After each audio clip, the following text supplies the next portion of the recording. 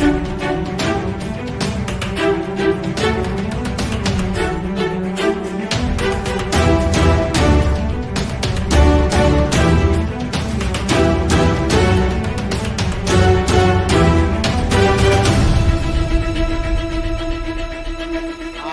रहे हैं DCP news. खबरों की दुनिया में आपका स्वागत है। मैं हूं फैज अहमद और आप देख रहे हैं डीसीपी न्यूज।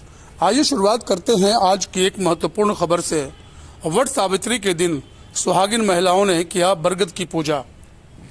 औरैया, आज वट सावित्री के दिन सुहागिन महिलाएं वट सावित्री व्रत रखती हैं और विधि विधान से बरगद के पेड़ की पूजा करती हैं। इन दिन सुहागिन महिलाएं अपने पति की लंबी आयु के लिए व्रत रखती हैं।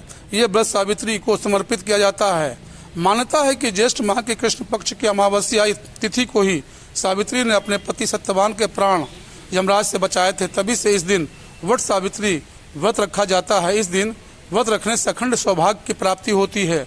विधि विधान से पूजा अर्चना के अलावा इस दिन वट सावित्री व्रत कथा भी पढ़ी जाती है। कथा के अनुसार मध्य देश में अशुपति नाम के धर्मात्मा राजा का राज था। उनकी कोई संतान नहीं थी।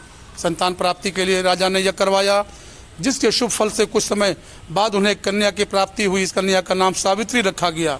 जब सावित्री विवाह योग्य हुई तो उन्होंने धुम्रसेन के पुत्र सत्यवान को अपने पति रूप में वर्ण किया। सत्यवान के पिता भी राजा थे, परंतु उनका राजपाट छिन गया था, जिस कारण वे लोग बहुत ही दरिद्रता में जीवन व्यतीत कर रहे थे। सत्यवान के माता पिता की भी आंखों की रोशनी चली गई थी। सत्यवान जंगल से लकड़ियां काट कर लाते और उन्हें बेचकर जैसे तैसे अपना गुजारा करते थे।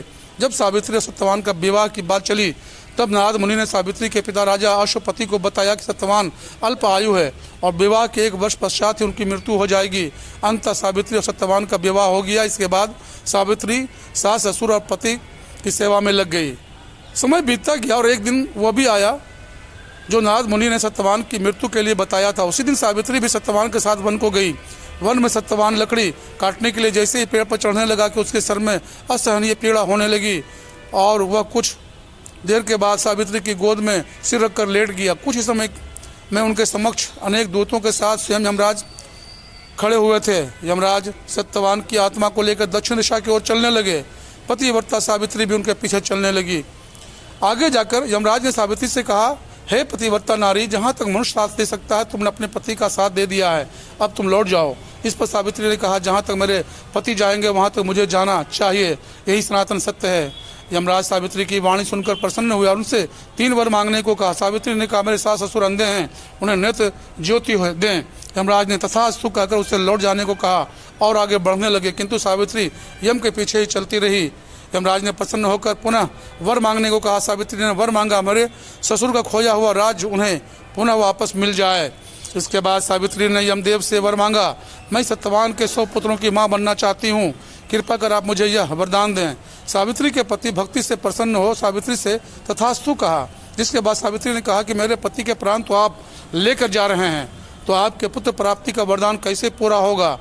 तब यमदेव ने अंतिम वरदान को देते हुए सत्यवान की जीवात्मा को पाश से मुक्त कर दिया। सावित्री पुनः उसी वट वृक्ष के पास लौटी तो उसने पाया कि वट वृक्ष के नीचे पड़े सत्यवान के मृत शरीर में जीव का संचार हो रहा। कुछ देर में सत्यवान उठकर बैठ गया।